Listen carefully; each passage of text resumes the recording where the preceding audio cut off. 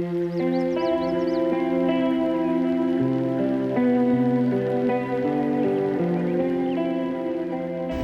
sentence I truly never thought I would have had to say, now that I've moved back to the city, left the suburbs, is that I'm having a possum problem, in that there is a very cute but very destructive little possum who is climbing up onto our balcony every night and just decimating my favorite succulent. So I'm building what I hope will be a possum-proof little fence so he will stop. These are my incredibly dodgy, but hopefully successful. Look at what he's done. Like, the roses, every leaf gone. The succulent, nibbled to a friggin' crisp. Look at the carnage. My poor plants.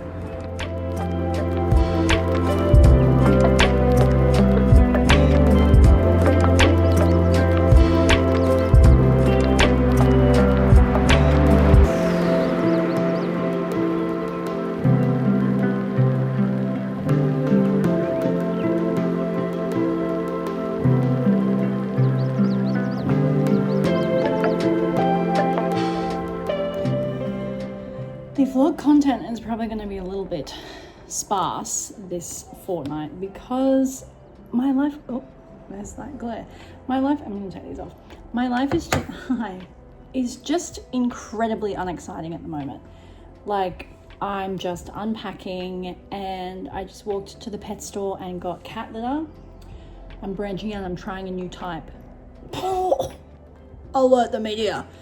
Aside from that, I'm just fighting this ongoing war with the possum on my balcony, slowly decorating and unpacking whilst also trying to work full time and manage to have some semblance of a social life. And you just wiped drool all over me, you gross old woman. Which, you know, is kind of nice after months of craziness, but also doesn't make for very riveting vlog content. So I don't know what this vlog is gonna look like. Maybe something incredibly exciting will happen in the next week and I'll have something to tell you. Why do you look so unhappy? You look so grumpy, but she's purring away. Do you like your new home? Yeah, okay, thank you. Thank you so much for wiping. Drool all over my nose. But yeah, aside from my cat litter story, I really have nothing interesting to update any of you on, which I guess is kind of nice. Maybe this will be the first vlog in a while I don't cry. She so desperately wants to be a lap cat, but has no concept of actually how to do that, because she doesn't get that to be a lap cat, you just have to get on my lap and sit. She does not understand that concept. She wants to drool and make biscuits and butt her head on my arm every 3 seconds. I'm such a little weirdo.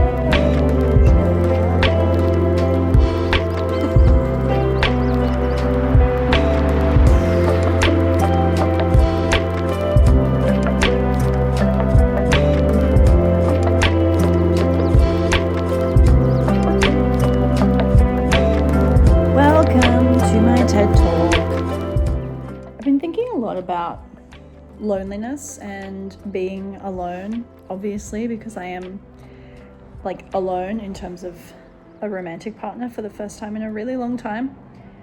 It's a really weird feeling to know that I have many friends around me and many people that I can reach out to like hang out with and see what they're doing, and yet I feel this overwhelming sense of like being alone in a crowded room kind of vibe. And I've realized that I don't think I know how to be alone anymore. And I'm really fighting the urge to constantly fill up my time with things and to be around people, because it feels really hard to be on my own at the moment. But I know I need to be able to do that. So today I'm sort of trying to sit in my loneliness. I'm feeling my housemate is out for the day hanging out with some of her friends. We have like different friend circles, which is very normal. She's out hanging with some of her friends and I'm just in the house on my own, alone, and I'm feeling pretty crappy. And I'm trying my best to just sit in that feeling and not fill my time, because I know I need to get used to being on my own. Like, it's not a bad thing. Being alone is not, it doesn't have to be a negative feeling. Anyway, so that's my TED Talk. I'm gonna go make a sandwich. The empty basket that I was going to throw out, but I'm now gonna have to keep, is her choice of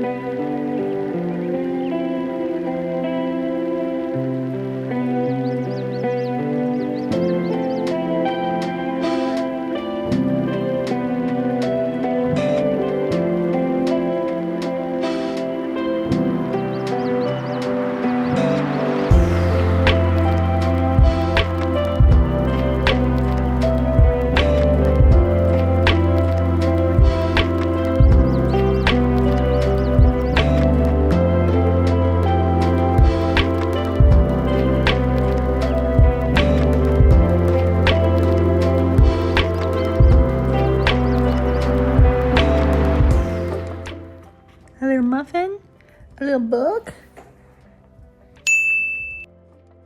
So I'm reading American Psycho. Why am I reading American Psycho? That is because my housemate Ellie is a performer and she's doing American Psycho the musical. Crazy that this was turned into a musical, but okay. Apparently the author has said that the musical is more in line with his vision of the book than the movie was.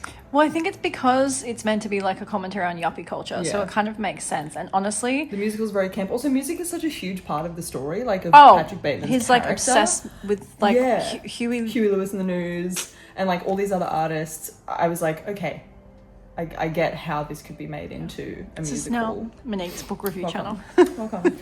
So I'm reading it for that perspective. Also, my housemate is like, I can't remember exactly what she's studying, but she's studying something where they talk often about like feminism and law and those kinds of things. So she was very much viewing it from that kind of a lens as well. And we had a lot of discussions about it. And I was like, we've discussed it enough that I now feel like I need to read the book. And she read the book and was watching the movie just to absorb it before doing the musical.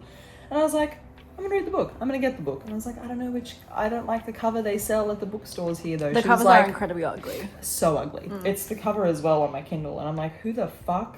Who approved this? What is that? Yeah, she ugly. She's so ugly. Yeah, just disgusting. I think maybe I should potentially be in this. Yeah, so I wanted to read it. She told me not to get a physical copy because it's a bit cursed and I wouldn't want it on my shelf, and she was correct. I have a different cover. If Is it the one with the guy's face and like big writing across it? no, Oh, but mind you, I bought mine in like 2009. what's Don't your forget. cover? I'll find it later. Yeah. But it's very different to that. I'm Yeah. pretty sure it's different, or maybe I'm tripping and it's actually exactly. Because the I same. wouldn't mind having a copy, I think. Yeah. But I don't want to buy one that's ugly. Like, I'd have to actually really like the cover Yeah. for a book like this to have it. I have this daily struggle with every time I see a certain hunger on my bookshelf, and I'm reminded of how fucking ugly that green cover is. Which is wild because I've come to love a green cover. Oh, If a it's book not. is green, It's the especially like a fucking neon pineapple. green, I'm like, yes. Also, I stand by my statement that Dorothy would hate the cover. 100%. She would Dorothy think it's tacky and would- cheap. Yeah. Hate it. Yep. Yeah. Yeah. But that's what we're doing today. No. We're reading, we're snacking. I'm reading Bury Our Bones in Midnight Soil, a bit of lesbian vampires. We love to see it. Oh, I'm in the chapter before. I'm in Another Night. Oh, here we go. I'm so close. I'm up to page 391. I have read American Psycho, and there's one scene that is burned into my memory. And I actually reread it, just the scene this morning when I was trying to find the page number, because Nick wants to make sure she films her reaction. Mm-hmm. It's truly cursed. It's a truly cursed scene, and you're getting close. Mm-hmm. If It's what I've the already way- read so far isn't the thing that is shocking to people, what is coming? It's the way the scene, it's not so much, it's not, it is obviously the violence and the way the violence is depicted. It's the way it's like, and so I did this, and then I did this, and then I did this, and then I did this, and you're like, Yeah. ha! Yeah. Ha! I'm Even being... the last like murder scene was very much like that, and I was like, wow, we're really just recounting as if we're telling someone what we did in our day, how we murdered these people. It's so emotionless. It's not even like, I think in a lot of books where people commit murders, it's very passion filled, but he's just such a this is psychopath. so- It's just like yeah. methodical, and that is terrifying Yeah. as well. Yeah. Also, anything involving animals automatically becomes like, Yeah. oh, that's so much worse. Even like Yeah. when he was talking about like, and then I killed that dog, I was like, oh my god, no. Is that the dog that he shoves into the... In the freezer. Oh, what is he? He shoves something into an ATM machine. Or he tries to shove something into an ATM machine. I don't think I've gotten there. I swear that was... Maybe that's just from the movie.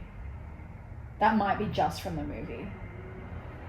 There's definitely a scene in the movie where he tries to like feed a dog or feed a homeless man to an ATM machine or something.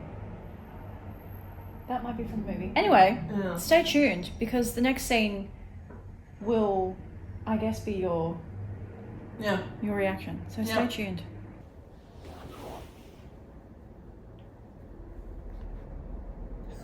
So also so weird to be reading this because it's a graphic sex scene and I'm just like la la la la la. Okay, the thing that irks me is that we gloss over so regularly things that are so messed up. American Psycho spoilers, turn away if you don't like it. Him just blatantly, casually dropping stuff like admissions of the truly horrifically fucked things he's doing. Like he's like, making this girl that he's torturing watch a video of the last girl he tortured where he's saying, eating the girl's brain. You're like, oh, we're doing cannibalism. Like, properly. We're just going to gloss over that? Mm-hmm. But also not cheese on the cooter. I see where we're going with this. Okay. Also, teeth. I'm not cool with teeth stuff. Yeah, the drill through the teeth. The drill through the teeth. I don't like that. But you see what about the way he's like, and then I did this, and then I did this. Yeah. And I'm like, I haven't recovered from the first 3 things. Yeah. I feel like you get to the end of a paragraph and you're like, I need to bleach my brain. what? Yeah. Yeah. You have the saddest look on your face right now. It's awful. Yeah. What's a habit trail?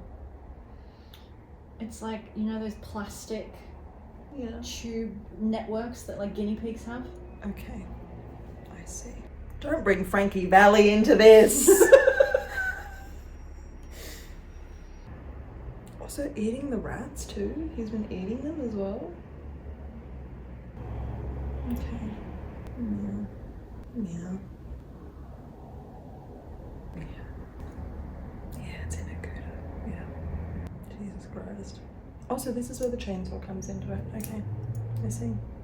What a weird way to say that. I'm not a psychopath. I've just always seen marketing and promotion for this show done with chainsaws, and I was like, so far, no chainsaws. But here we are. It's a real bummer, isn't it? Yeah. You see why they left that out of the movie? I do.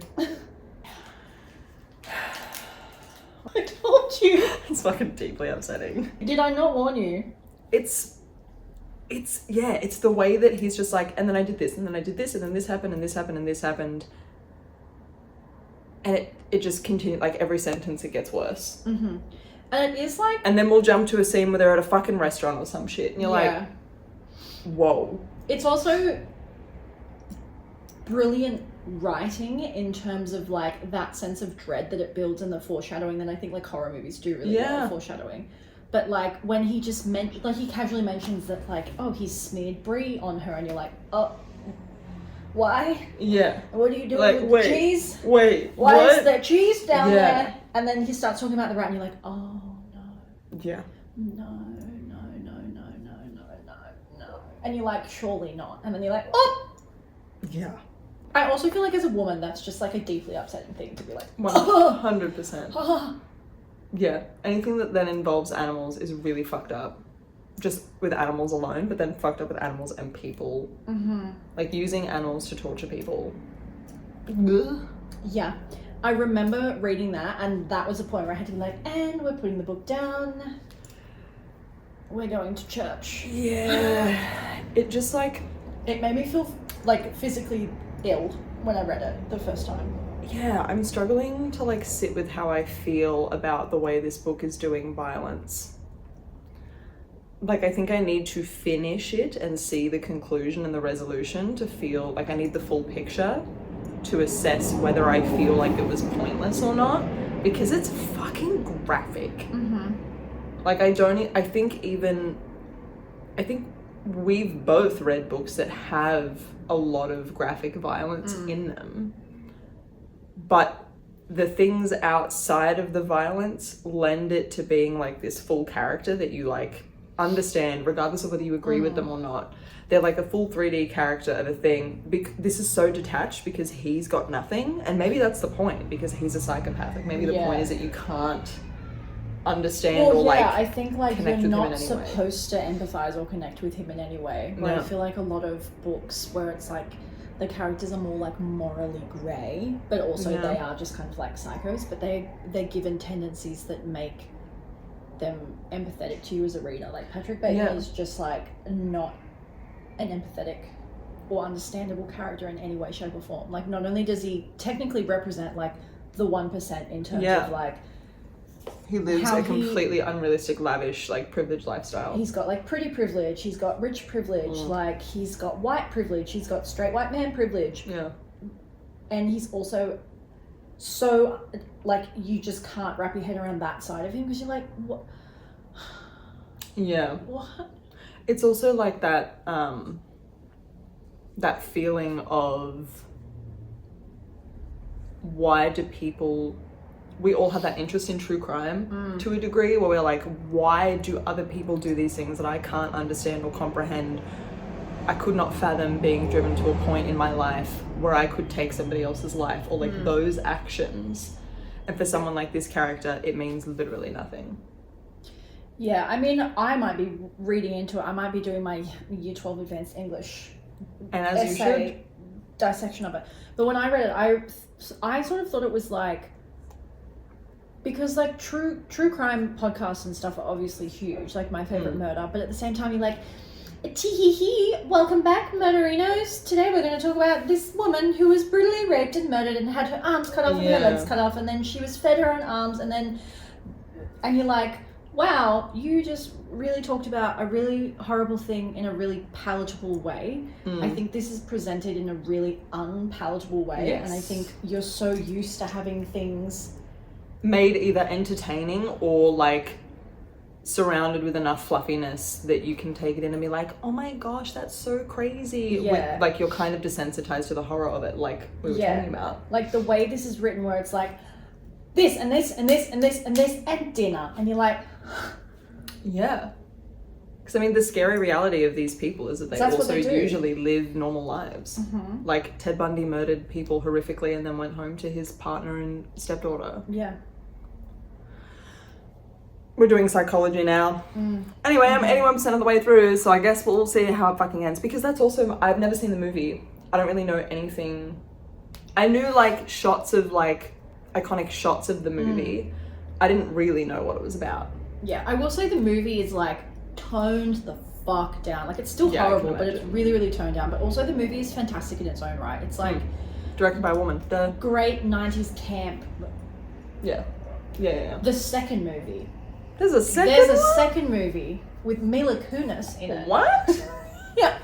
Which is still following Patrick Bateman? No, so she's Patrick Bateman's daughter, but she's also a crazy psycho killer. It is literally the worst movie I've ever seen, but what did they so call bad it? It's good. American Psycho 2. Oh. Not even an Electric Boogaloo? No. Thrown in there? But it's just Mila Kunis being crazy. I see. It's really bad. Would highly recommend. My prediction for the ending of this book is that it will be an all vibes, no plot ending. It will just end. There will be no consequences for him. Nothing is going to happen. That is my prediction. I hope I'm wrong, because I would love to see like some kind of whether he dies or gets killed. I would love for him to be murdered by one of the sex workers he's trying to kill, but I know that's not going to happen. So I'm interested to see how it ends. I actually can't. It's also really nice to go into a book not knowing at all how it ends. But I fear my prediction is going to be correct, that it's all vibes, no wrap-up plot, that he's just going to continue living and the book will just end. I truly cannot remember. I guess we'll find out. Okay, so I have to be quiet because my housemate is asleep. It's like 11:30. But my friend gave me a belated birthday present, my beautiful friend Noni. And we have some Sylvanian families to open. So I really want the turtle one. What is it? I'm going to show you first. It is like the little... Wait, which one is it? Okay, it's that one. Kind of like all of these ones, but these two are probably my least favourite, which means they're probably going to be the ones I'll get. Yeah. She's pretty cute though. Oh, how do you focus it? Focus on the baby. Focus on the baby. She's pretty cute. Like a giant ponytail. It's really cute. Really all just clips on like that.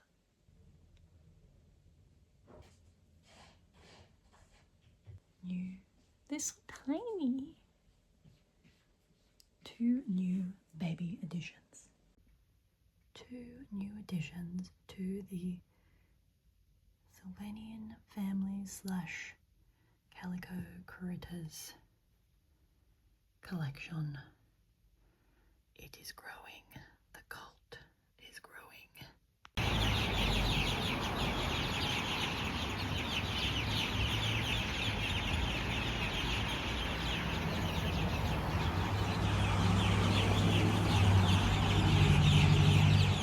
After talking about it for what feels like weeks and being like, oh my god, my nervous system, blah blah blah blah blah blah blah, I'm gonna get sick, it finally happened.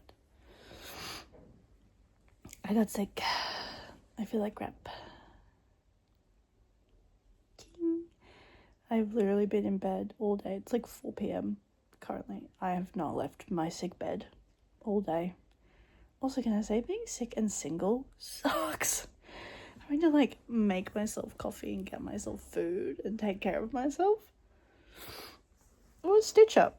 So I have been resting all day, and I'm hoping that by doing that tomorrow I will feel better. I've been resting, pumping myself full of vitamin C. Surely it's just gonna be a one-day thing. Surely.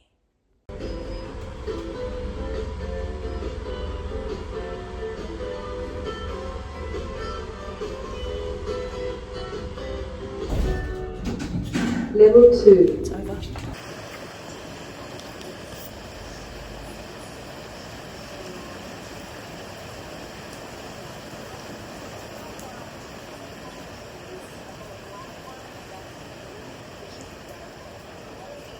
Well, hello there. Sorry if you can hear my dryer in the background, but you know, gal's got to dry things. It's been a while since I sat down and you can't see. No, I'm very conscious of the fact that now I live on a main road.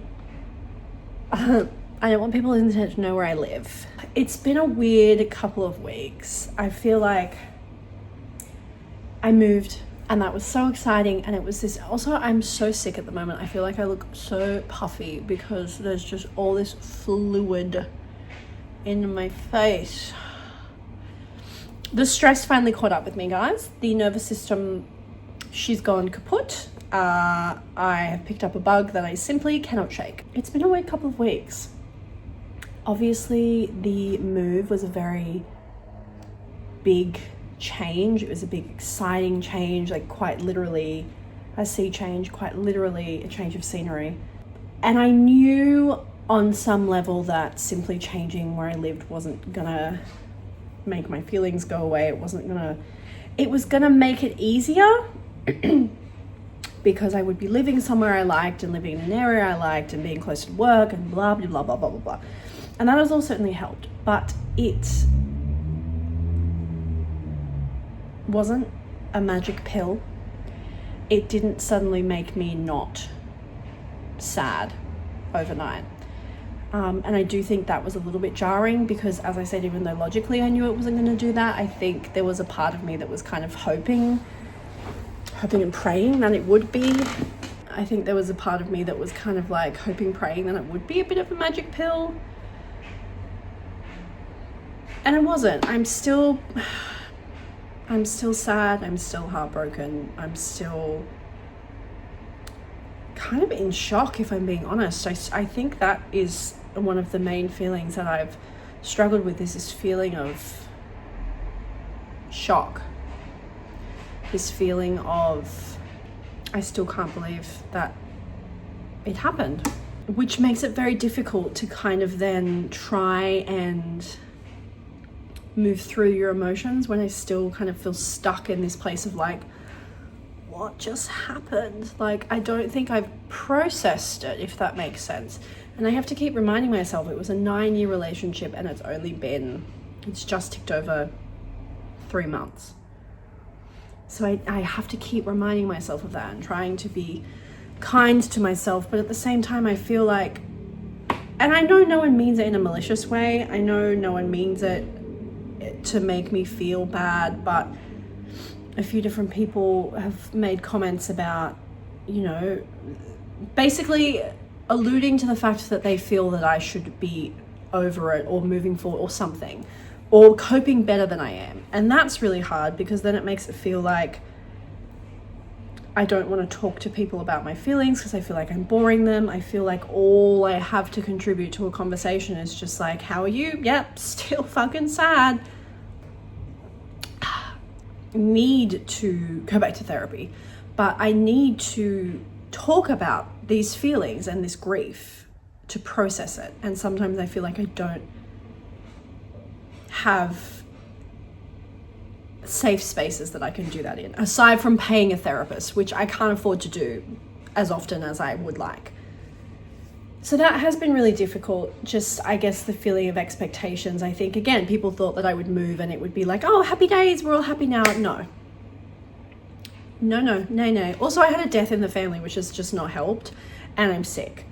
So I am a bit negative Nancy at the moment, I won't lie. I don't even really know what the point of this rant is. I guess I just wanted to come on and say that if you are, because some people have commented on my vlog saying that they're going through similar things, or they blah, blah, blah, blah.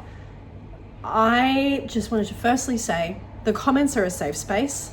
If you ever need to just word vomit into the comments if you're feeling sad, please feel free to do it. Consider it a safe space. I will never tell you that you should be over something, or I'll never tell you that you're too much or any of that. But also, if you are feeling that way, just know that you're not alone. And that I think, oh, my sinuses are so blocked. It's really annoying how they're like, grief isn't linear, and then you actually experience grief and you're like, oh shit, it's not, is it? All of this to say, if you are someone who is struggling, who is sad, and is beating yourself up because you feel like you should be able to move on, in my opinion, it's very normal to have not. Some days I wake up and I feel emotionally fine. A lot of the time I don't, and that is a-okay. And if there are going to be people in your life who can't accept that and aren't able, I'm not even saying this is a blame thing. I'm not saying, some people do not have, everyone's got their own shit going on, right? If someone doesn't have the mental capacity to support you, they don't have the mental capacity to support you. But if people in your life are not willing or able to support you past a certain point, you're not broken, you're not a burden. I truly feel like this is one of those situations where you cannot understand it until you've gone through it. And then you're like, oh, yeah, okay, I get it. I've been through breakups before. I've had people date me and then say they don't want to date me anymore. But nothing has compared to this cataclysmic shift in my life and the crushing weight of grief. It's every day. And it sucks. I am so snotty. It's all in here. It's just all in my sinuses. Ouch. I hope you're all having great weeks. I'm aiming to be a bit more consistent with the content moving forward, because yes, as much as I just said blah blah blah blah, I'm so sad, I can't wallow in it. I have to try and get my life and my routine and everything on track. So I'm aiming to be more consistent with the content. I'm aiming to be more consistent with videos and vlogs. I'm hoping to go back to a schedule of book videos every week and vlogs every second week. That is the vibe, but we shall see. We shall see. Because life do be throwing me curveballs. So yeah, thank you so much for watching, and I will see you in the next video.